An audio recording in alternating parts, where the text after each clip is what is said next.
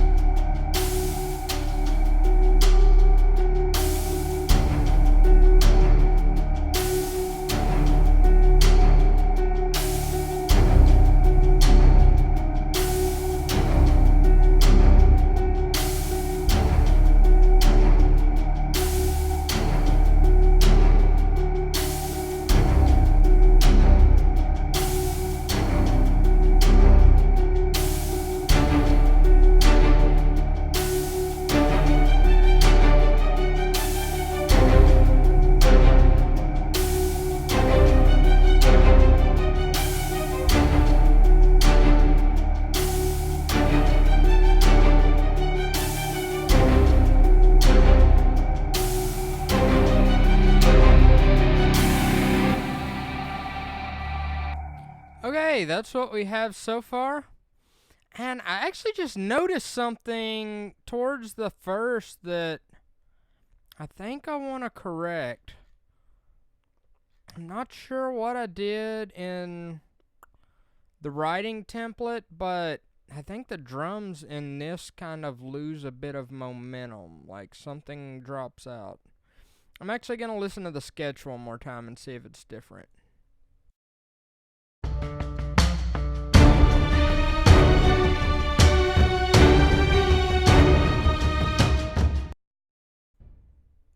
Okay, and what do I have here?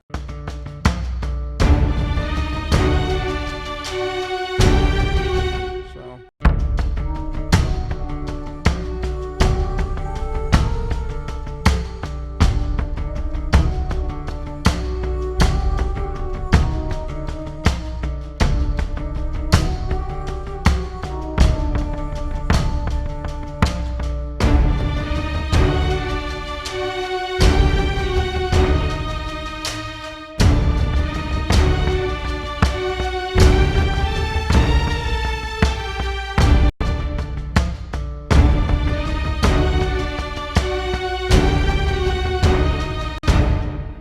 okay, I actually remember doing this. I actually remember deciding to go with the Junkie XL bombos, just playing the little. But I actually think in the sketch template, I realize what I did with that now. In the sketch template, I actually had it playing like the solo low taiko part though. And I realized what it did there. Like, that part became this, but bigger, so that it wouldn't lose momentum. So I'm actually going to re-record this part the right way. Hey,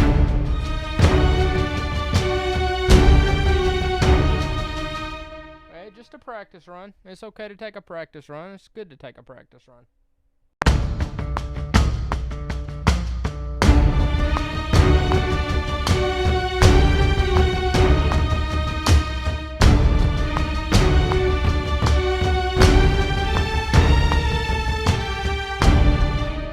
Okay, I think about 2 rounds of that were good. 2 measures of that were good. Shrink it down where I can see something. So I will loop 2 measures of it. Quantize it.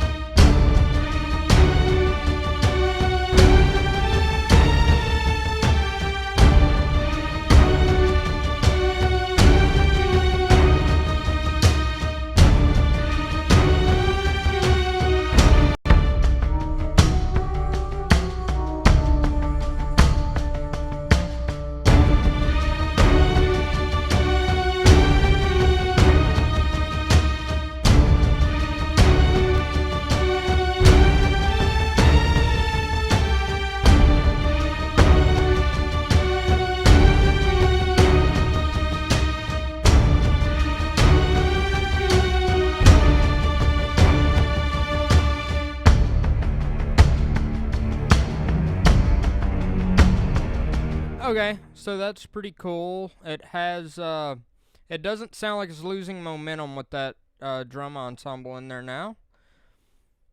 But, yeah, so it goes from a cool thing. It goes from this kind of like solo taiko, kind of small tribal thing to this bigger thing that opens up more. 2. And I like that sound. That's a good ear on my part, I think. Okay, so another thing, and I actually realized this shortly after I actually did the live stream, or this not really live stream, but the recording last time. I think there were a few things from the writing template that I can't easily replicate. Like, just some magic happened in the writing template. So I'm actually going to copy over just a few tracks from the writing template. Wrong folder. Though I do transcriptions a lot. That's a good way to practice.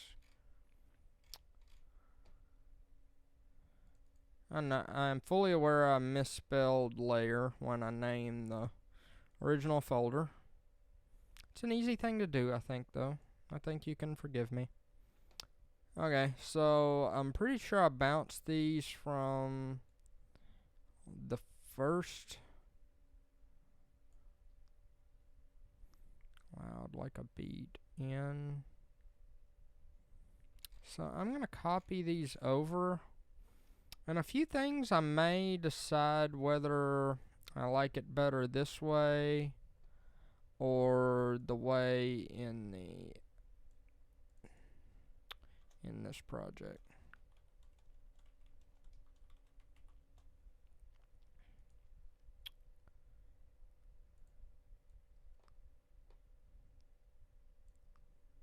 Alright, our synthetic sad piano from Project Alpha.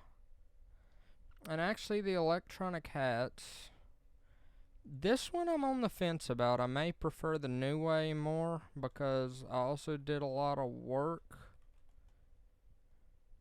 to them.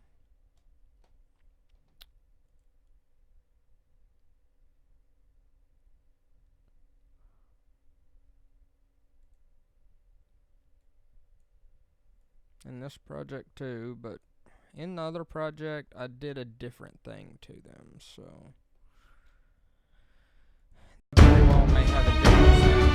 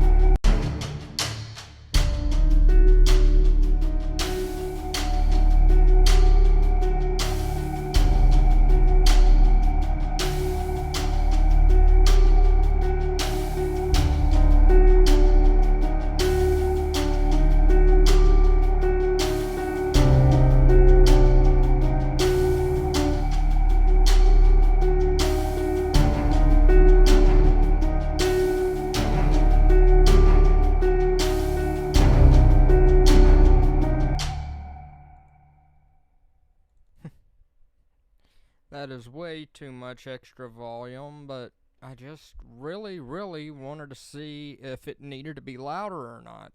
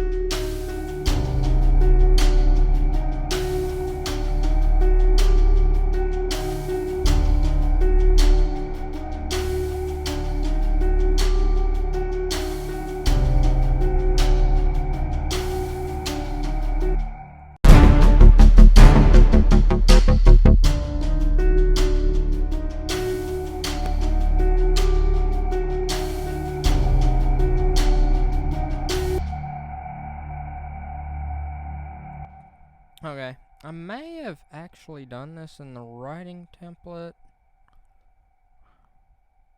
This section in the writing template was just kind of magical.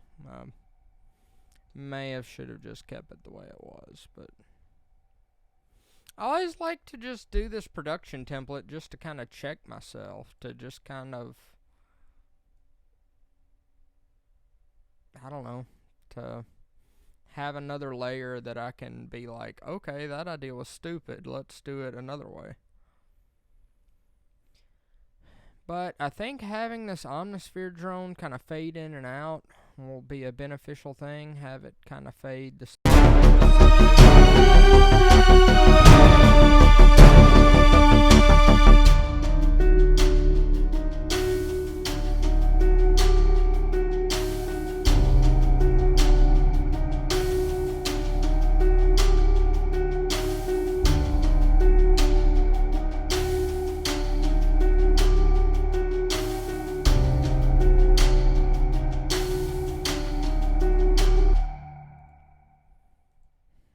let's make it a little more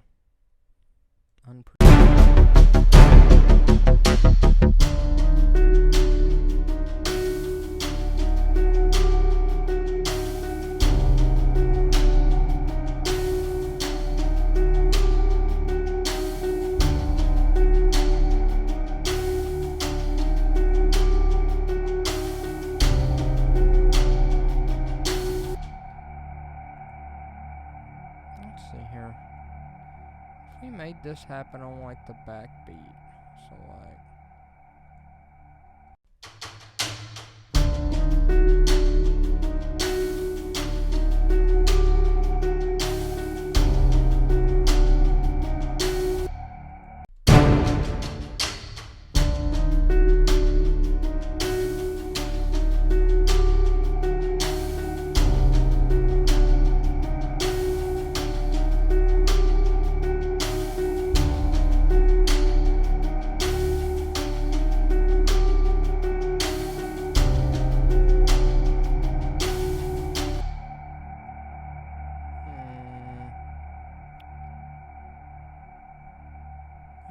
do some really trippy stuff.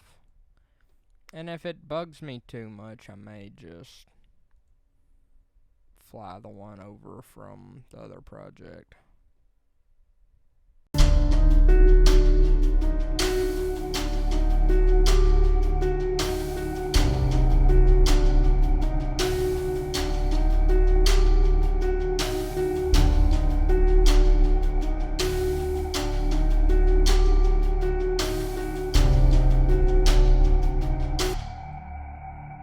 Have some stereo action going between the two speakers, and then just have some straight up and down action.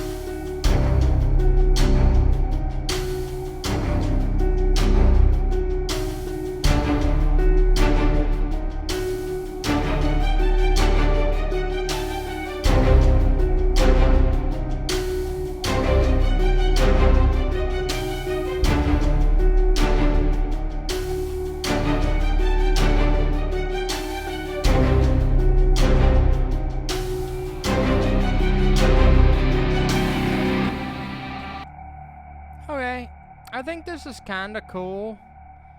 And I'm actually going to write a note in the neat little reminders app on my phone.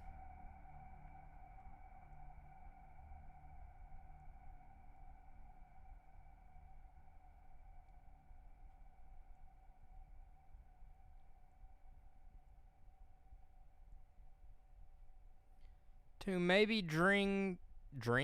That's not a word. To maybe bring the Omnisphere drone from the writing project as well. Because, I don't know, I can't quite make it sit right in this. It seems like it's either in the way or it's too far out of the way, and I don't remember how I did it. I may actually even be learning something about working on music in this way. It seems like a lot of the sound design stuff, I actually prefer it when I first did it in the project.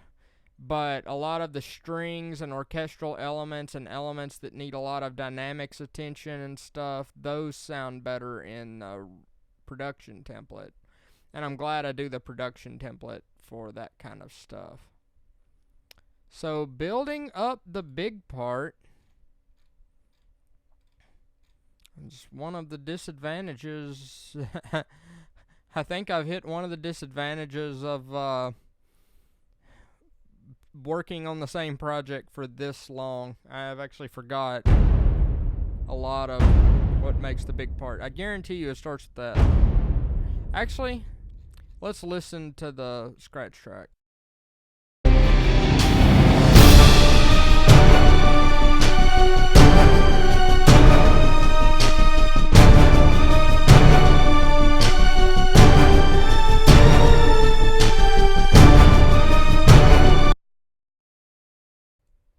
Okay, cool. We're gonna start with some big booms.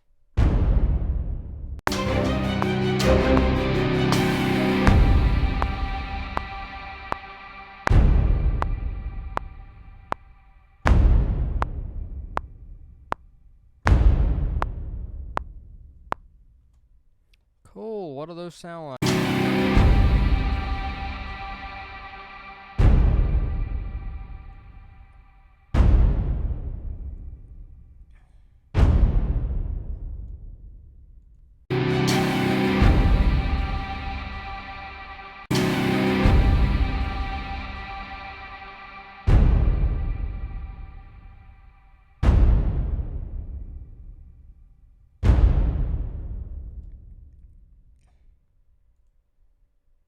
Okay, I can dig it.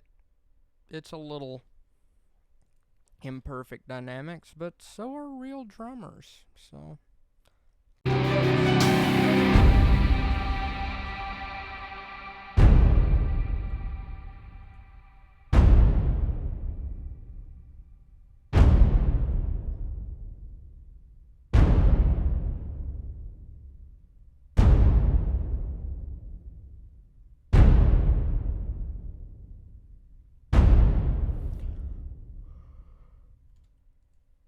Okay. So I think that sounds good. What else?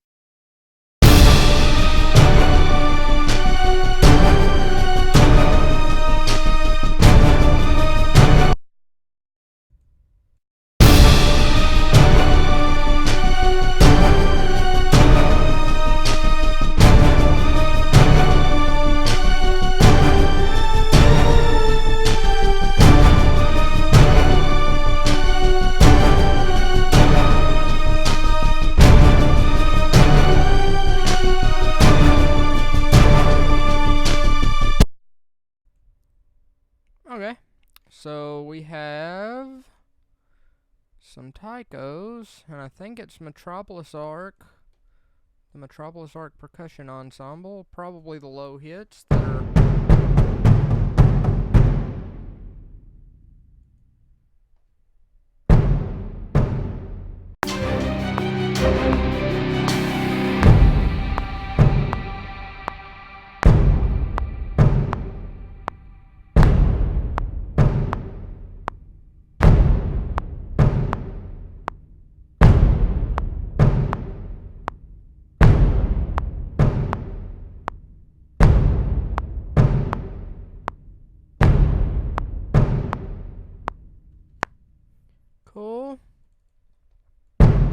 goes the slight quantize.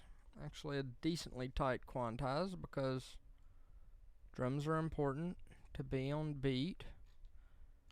And under that, I'm going to do the trick that I've been doing the whole project of throwing one of these close mic'd low booms everywhere there's not the bass drum hit.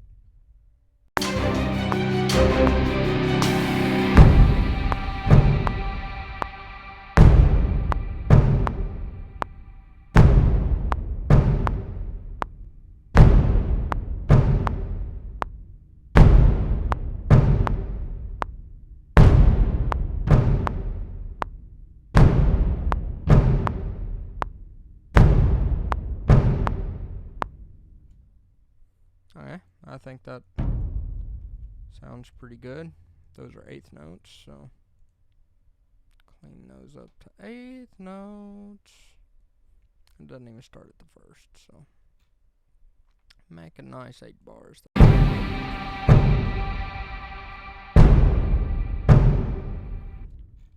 Okay, I think that is the low drums.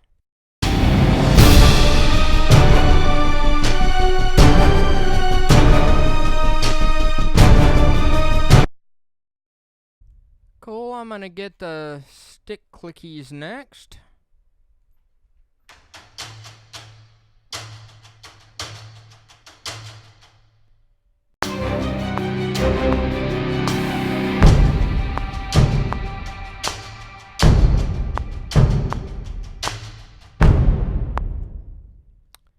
Think that'll do.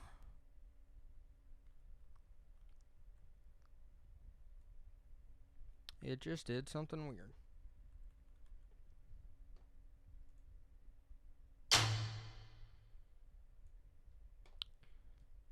And chop it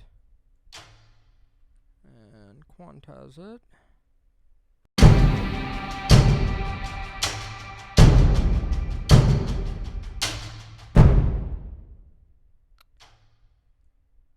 No, I'm not changing the note length on that. An important thing to do that I forget to do myself a lot, before you like mess with stuff, and especially if you're gonna like loop something, listen to it before you loop it. And I know a million times in this project I have looped stuff that I didn't listen to, but nothing's more frustrating than looping something with a mistake a bunch of times and having to hear that same mistake a bunch of times and being like, I'm a doofus, I didn't listen to that. So yeah, loop your stuff. I think there's one more percussion element in this.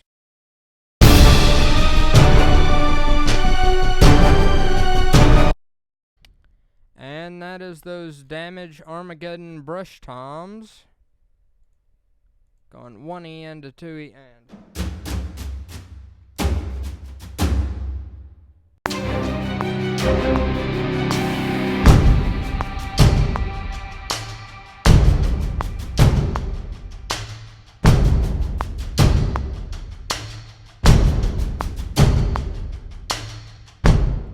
Cool. I will quantize these and clean them up.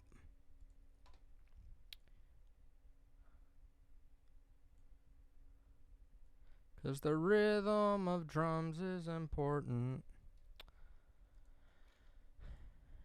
But MIDI is inaccurate with rhythm.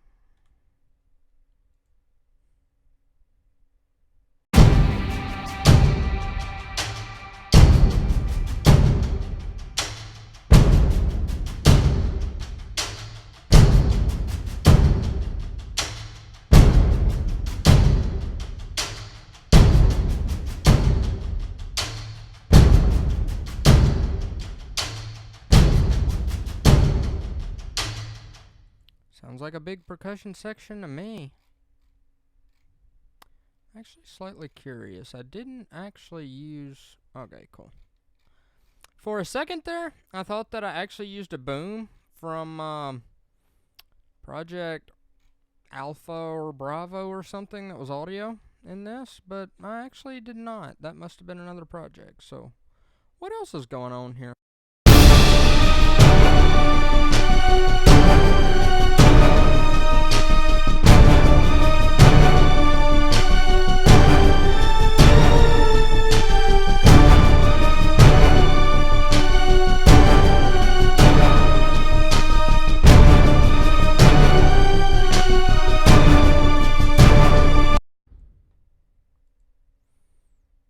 Okay, so it seems like everything that was going bomb, bomb is now going ba-bomb, ba-bomb. I can do that.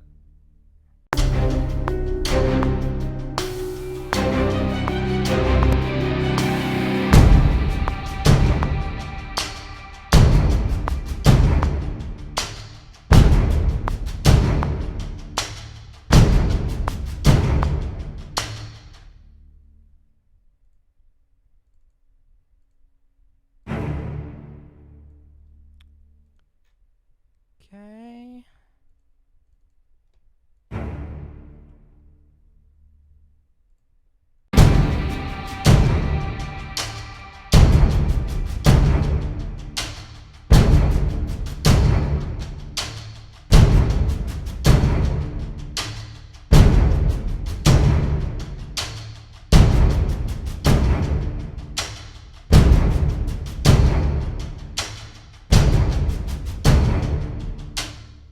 Alright, so the next thing would be these next octave of strings.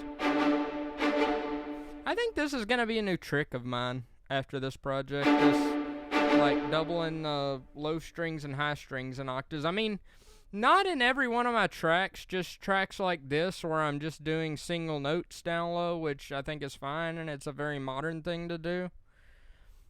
Some of my tracks actually do have, like, nice chords in the bottom, but those are typically tracks that don't use the Phrygian major scale, or the Phrygian dominant scale. For tracks that use normal major and minor scales that are easier to work with, for me at least, some people may think Phrygian dominant is easy to work with, I will actually have, like, kind of stuff playing chords, like the strings and brass and sometimes woodwinds playing chords. But for this track, I'm just doing these little kind of D stabs, which I think they serve the track well. It's not always about being complicated.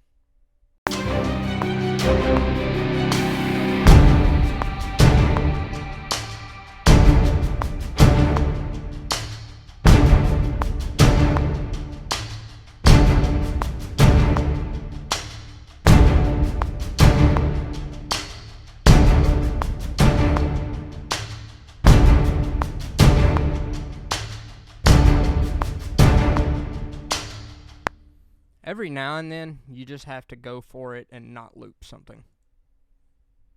I think it's good to do that for a couple of tracks. I don't feel like I am simultaneously neither anti-loop nor a proponent of loop everything. You can loop if you want to. You can leave your friends behind. I hope that wasn't some kind of weird copyright thing. I don't own the rights to the 80s song that sounds like that, and I don't claim to. But yeah, you can loop stuff if you want. Sometimes looping stuff works great and saves a lot of time and makes a more, in my case, it kind of, sometimes, like, if I nail a part a couple of times, some parts are a little weird to play, or the latency might be hitting me or something, and I'll only get it perfectly right, like, once or twice. So in those cases, I'll loop stuff. But if I feel like I can make it the whole time without looping, I will try to do that a lot of times. In the writing template, though, I'll loop everything just because I'm writing. It's a sketch.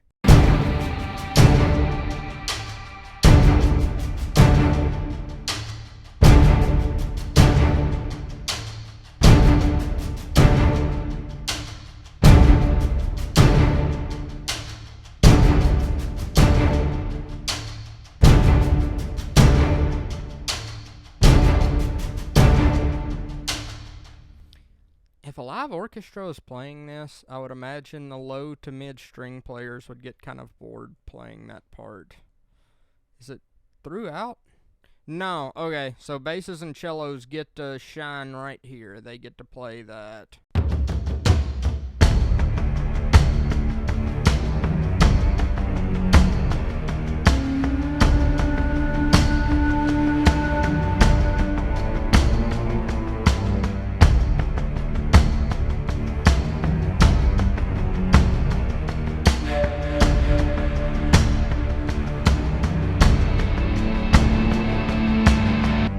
Is such a cool part. That reminds me of a whole lot of video game scores that I actually love. It reminds me a lot of, I actually played this game on the Wii U because I'm actually a fan of the Wii U. I had it, like, I bought it like a few months before the Switch came out because I didn't know the Switch was about to come out. But I played this game on that console called Xenoblade Chronicles X, and it had some kind of jungly music that sounded very similar to that part, and I think that part's awesome because I sort of got a vibe of something that I love.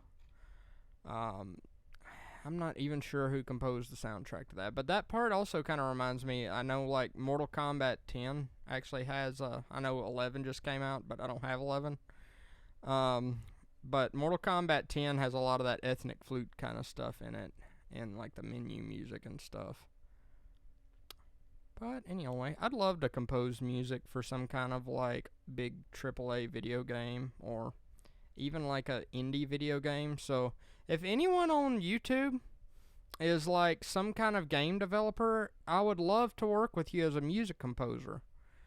I would even be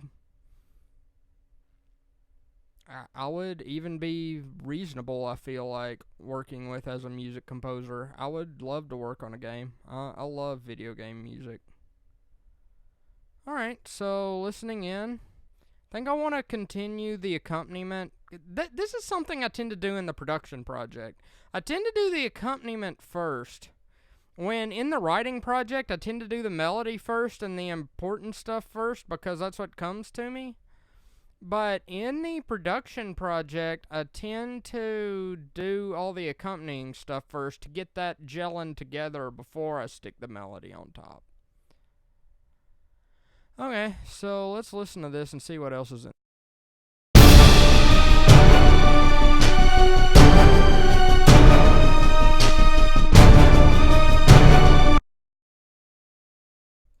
We have all low brass going bop-bop, bop-bop. I'm going to have to write a track after this sometime that actually has kind of a more traditional orchestra with players actually getting to do stuff. I wrote a track like that recently. I wrote this sort of like Pixar-ish, Zelda Wind Waker-ish kind of traditional orchestral thing with a lot of woodwinds, and I thought it was really fun. The track is called Enchanted Forest. It's on my Pond 5 page if you want to check that out. And I really thought that track was cool, and I like actually wrote for instruments actually doing stuff instead of just kind of sitting in one place. So yeah, low brass would definitely be bored in this track the whole song.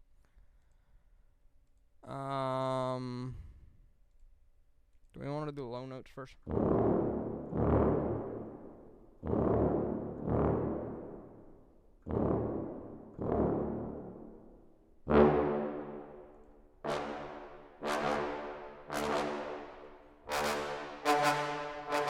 Let's do the higher notes first and then work down, because the lower notes may not play all these notes. They may just kind of hit several notes. Low notes tend to get muddy if they play too many notes.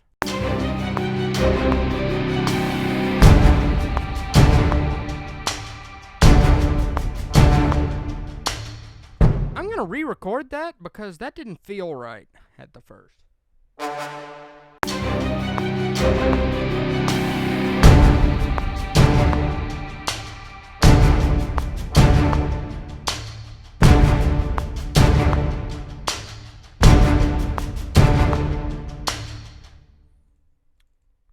feel is kind of important sometimes. You can play all the right notes, but if it kind of feels funny, if like you didn't play with the right kind of energy and the right amount of energy, sometimes it makes for a not so pleasurable track to listen to.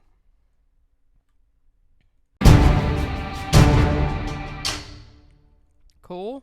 Let's go down to the Simbassos. Simbassi.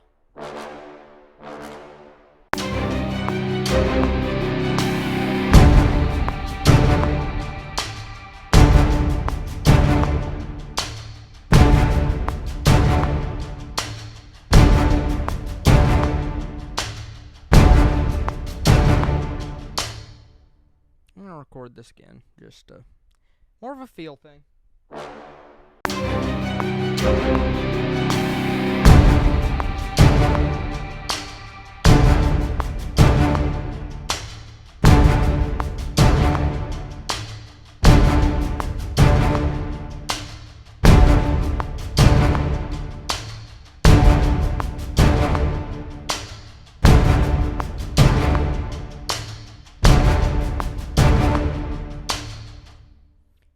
Cool.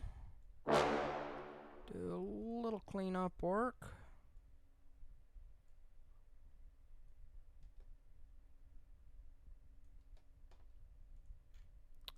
And for the tubas,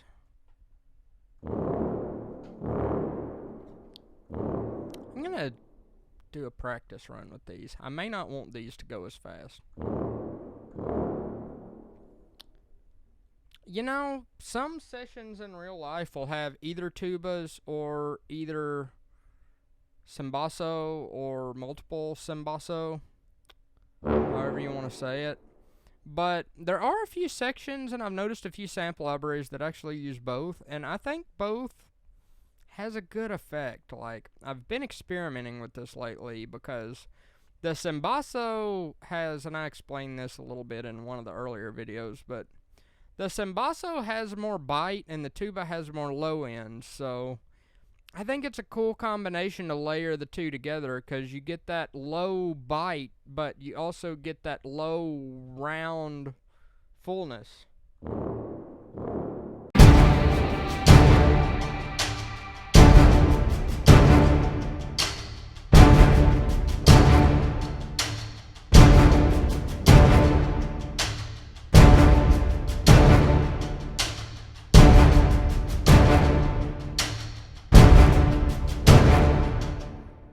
I'm just gonna do like the accents there though, because I think that works a whole lot better than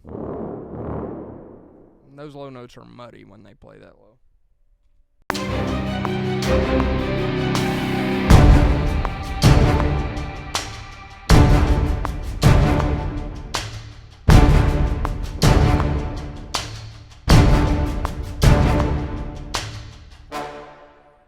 Okay, I think that'll work.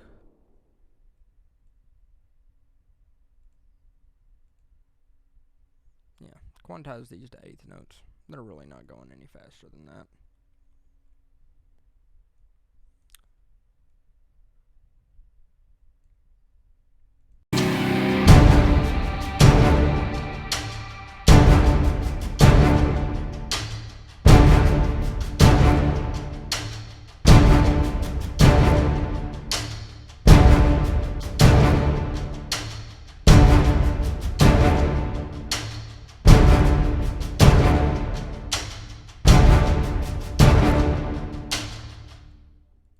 Okay, I think that's brass. What else we got?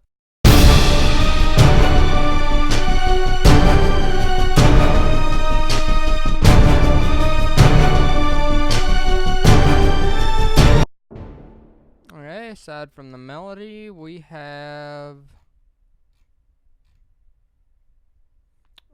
the synth bass stuff.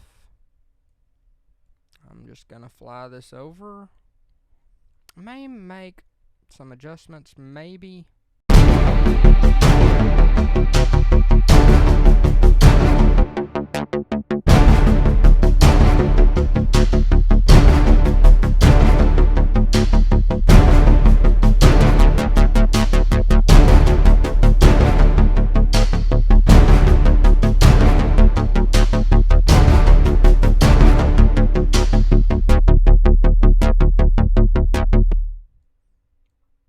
that a bit far.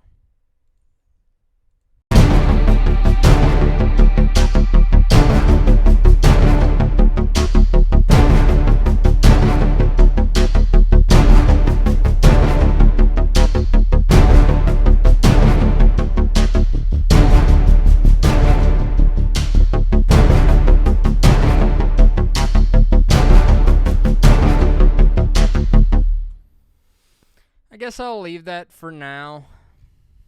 I'm not entirely convinced that that's what I'm going to end up doing. I may actually make another track for that zebra base and actually make it a brighter thing. I may do some automation to brighten it up. I don't know. I think that base works good back there, but it's a little almost restricted here. I almost kind of want it to just cut hard when it gets to here.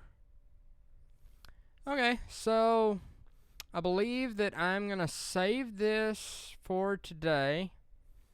And that'll be the end of today's video because I actually have some things to do. So thanks for watching, and I hope you enjoyed it, and tune into the next one.